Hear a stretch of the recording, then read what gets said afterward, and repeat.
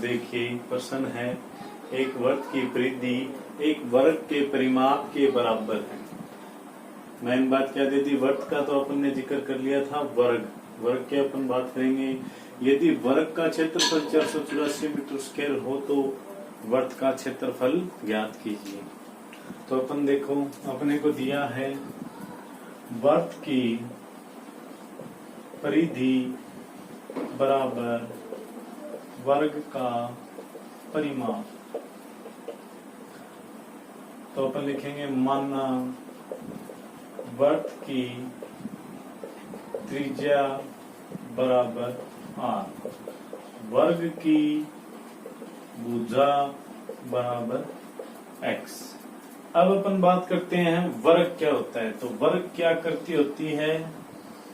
चार भुजाओं से घिरी हुई वह बंधाकृति जिसकी सभी भुजाएं समान हो और दोनों विकर्ण भी समान हो। वर्ग के चारों कोण 90 डिग्री के होते हैं और चारों कोण बराबर होते हैं, यानी ये चारों भुजाएं समान होती हैं, दोनों विकर्ण भी समान होते हैं, इसका प्रत्येक कोण 90 डिग्री का होता है, यानी समकोण। भुजा मैंने मान ली x, तो अब इसका आता है वर्ग का परिमाप बराबर 4 गुणा भुजा, यानी 4 गुणा x, या फिर अपन बोल सकते हैं 4x। वर्ग का क्षेत्रफल बराबर भुजा की स्क्वायर, यानी x की स्क्वायर। तो ये अपने पास हो गया दो सूत्र जिनको आप ध्यान में रखना है। अब अपन आगे बात करेंगे। इसको समीकरण 1 दे दिया, तो समीकरण 1 से वर्ग की परिधि 2πr, वर्ग का परिमाप 4x, इसको लिख दिया समीकरण नंबर 2। अब देखिए वर्ग का क्षेत्रफल दे रखा है 484, तो वर्ग का क्षेत्रफल बराबर 484 मीटर स्क्वायर। वर्ग का क्षेत्रफल होता है भुजा की स्क्वायर बराबर 484 मीटर की स्क्वायर। भुजा है x, तो x की स्क्वायर बराबर 484 मीटर की स्क्वायर। x बराबर आ जाएगा √484 मीटर स्क्वायर। 484 के रूट का मान 22, मीटर स्क्वायर का मीटर। तो अपनी वर्ग की भुजा x का मान आ गया 22 मीटर। ये मान अपन समीकरण नंबर 2 में रखते हैं। तो देखिए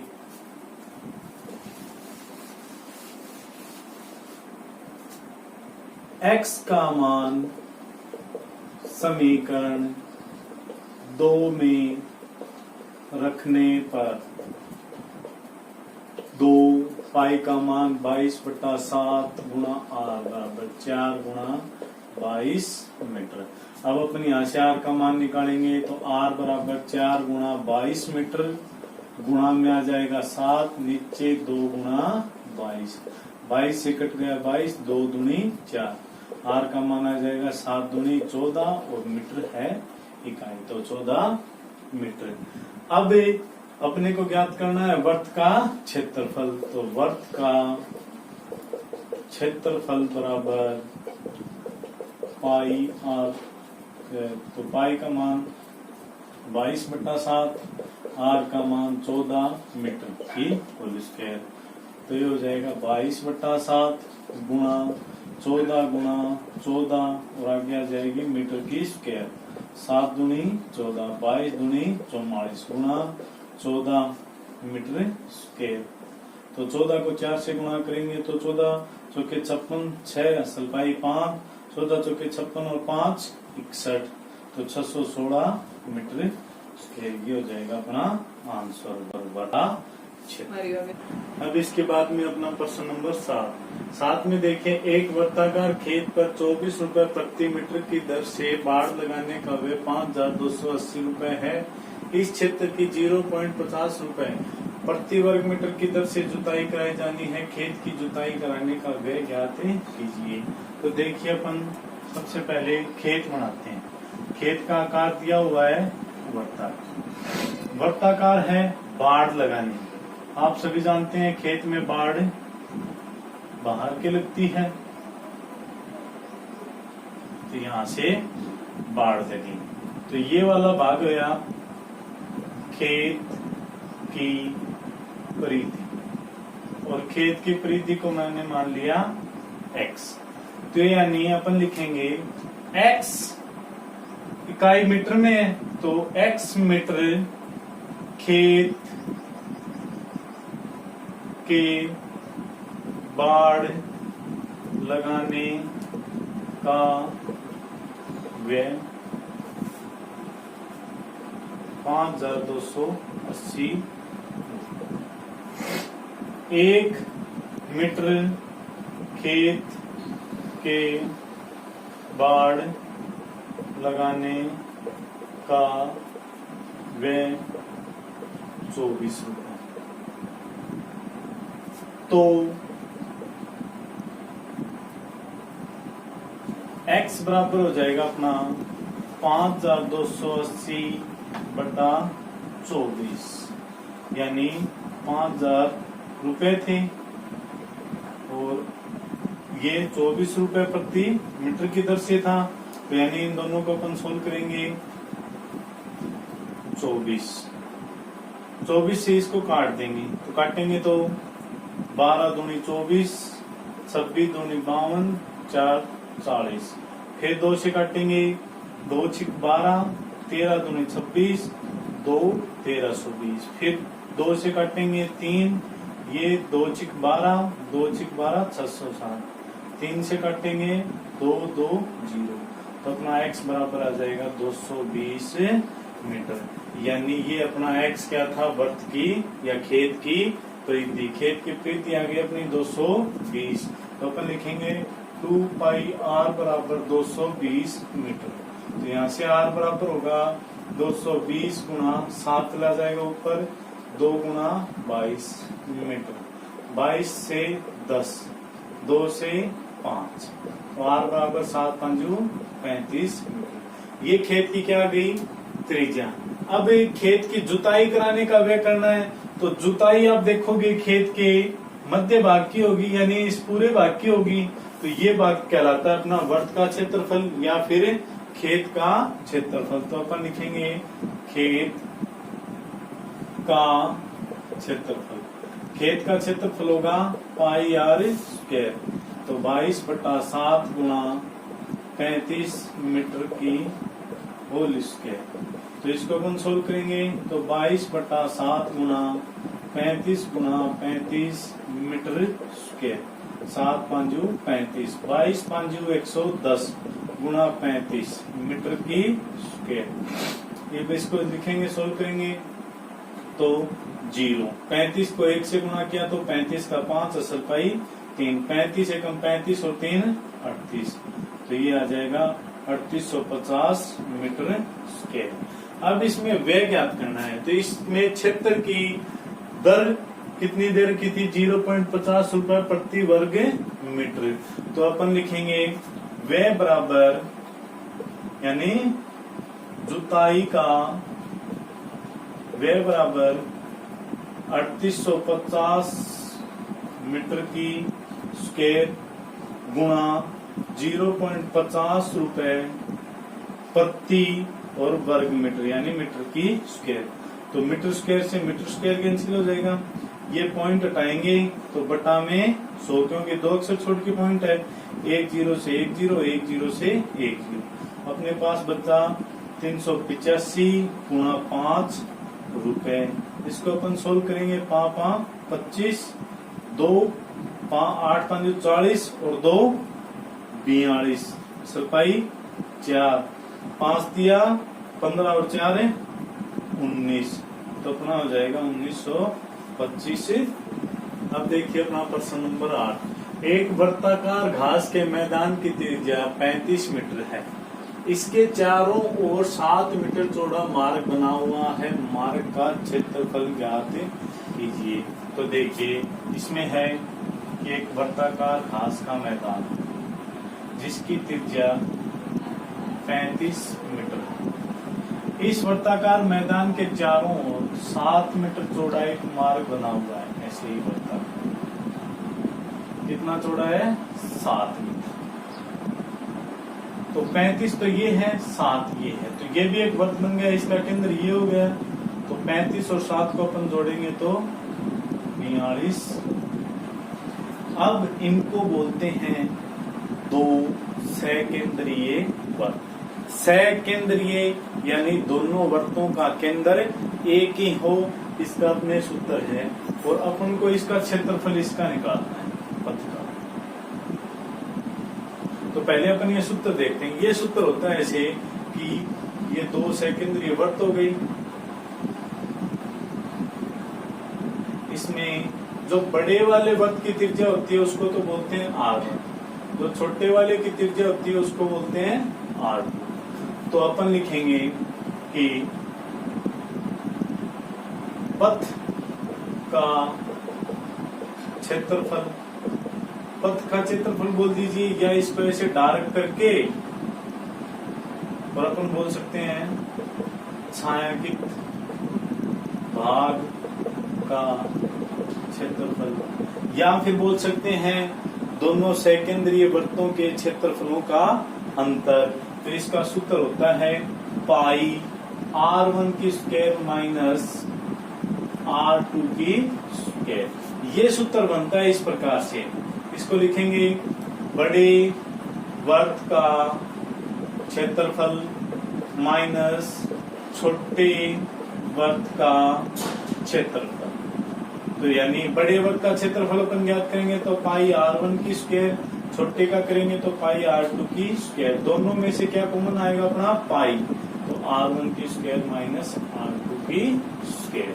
तो ये अपने पास एक और सूत्र हो गया। लेकिन अपन इस तरह से न करके हमेशा ये सूत्र याद रखेंगे कि छायांकित भाग का क्षेत्रफल या दो सकेंद्रीय वृत्तों के क्षेत्रफलों का अंतर पाई ब्रैकेट R1 की स्क्वायर माइनस R2 की स्क्वायर।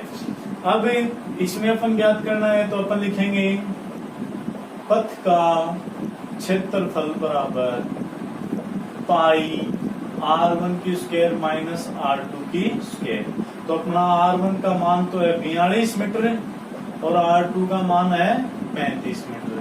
तो अपन लिखेंगे 22/7 42 मीटर की स्क्वायर माइनस 35 मीटर की स्क्वायर।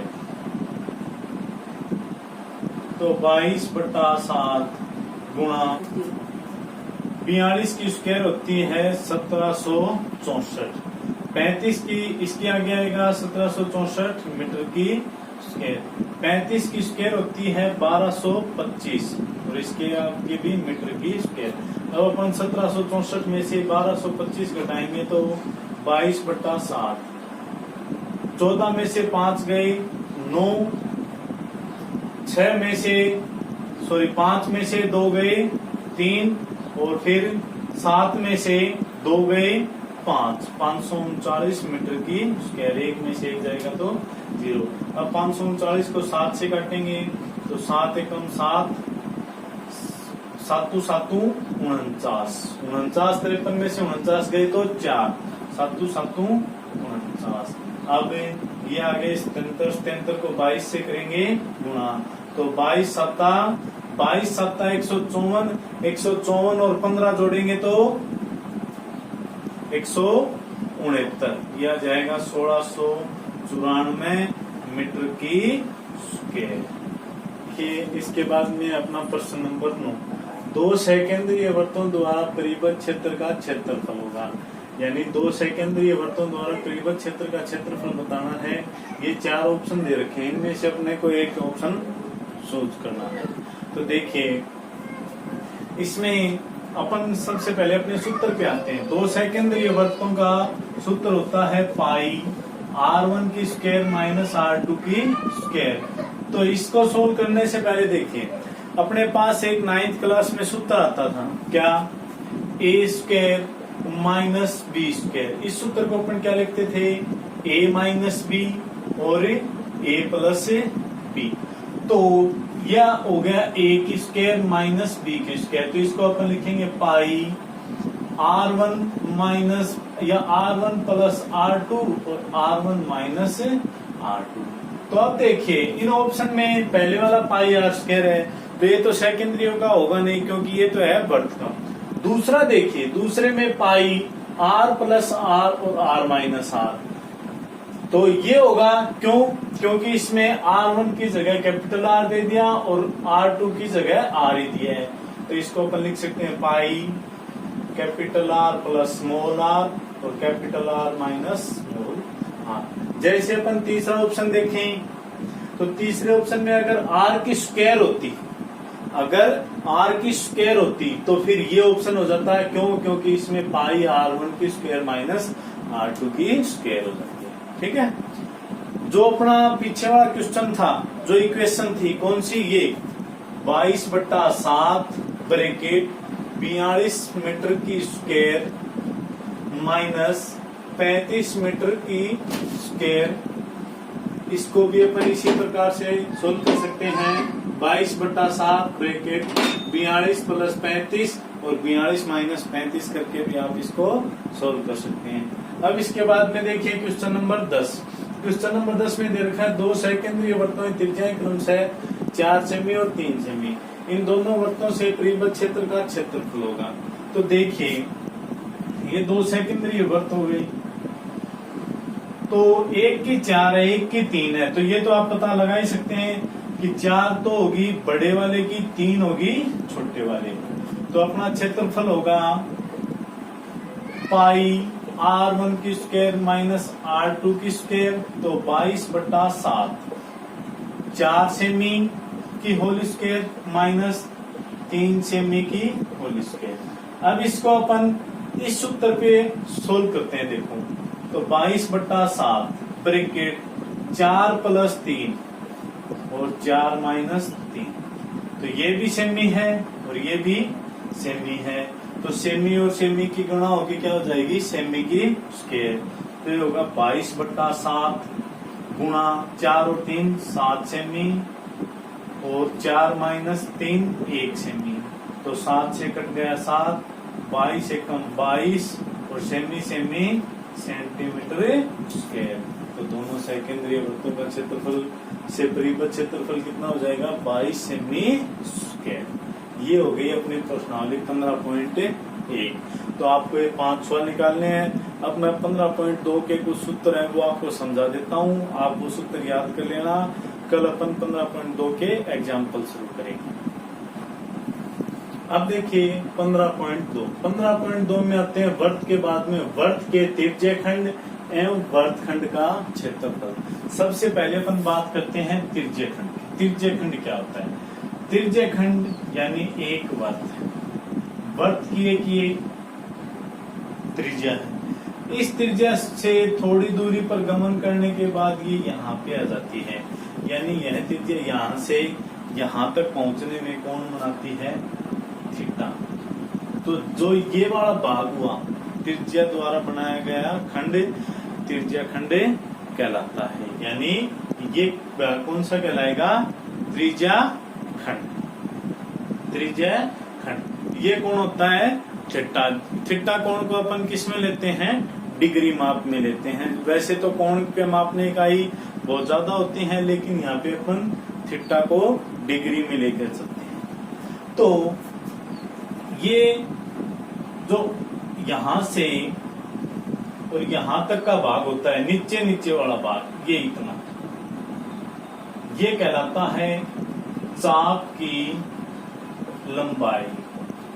एक आधार पर यह परिधि का ही एक भाग होता है, और जो ये अंदर का भाग होता है ये वाला कहलाता है क्षेत्रफल। तो इसको बोलते हैं वृत्त के त्रिज्यखंड के चाप की लंबाई, और इसको बोलते हैं वृत्त के त्रिज्यखंड का क्षेत्रफल। चाप की लंबाई और त्रिज्यखंड, वृत्त की त्रिज्या है आर, ये अपना वृत्त का केंद्र है O।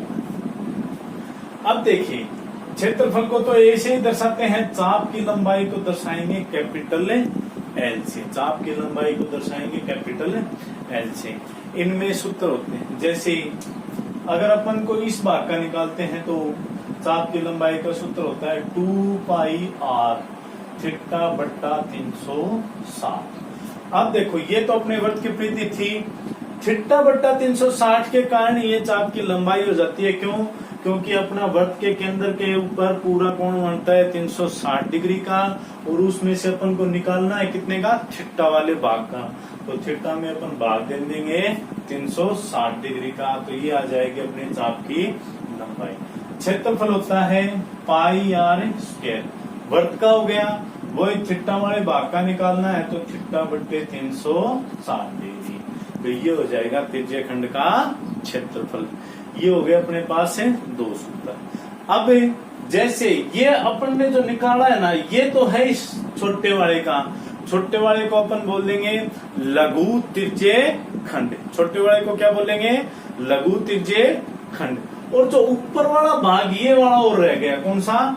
ये वाला भाग, ये वाला भाग कहलाएगा दीर्घ त्रिज्यीय खंड। उसमें क्या होगा?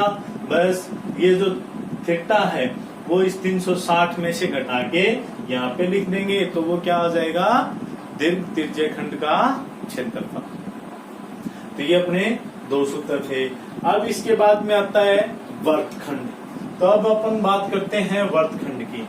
वर्तखंड त्रिज्यीय खंड का ही एक भाग होता है, ये त्रिज्या। अगर इन दोनों त्रिज्याओं को एक जीवा मिला दें, जीवा से मिला दें, इन दोनों त्रिज्याओं को एक जीवा से मिला दें, तो इस जीवा द्वारा जो ये नीचे का भाग काटा जाता है यह कहलाता है वर्तखंड। इस वर्त को दो भागों में बांटता है, एक तो छोटा भाग और एक बड़ा भाग। तो इसको बोलते हैं लघु वर्तखंड और ऊपर वाले को बोलते हैं दीर्घ वर्तखंड।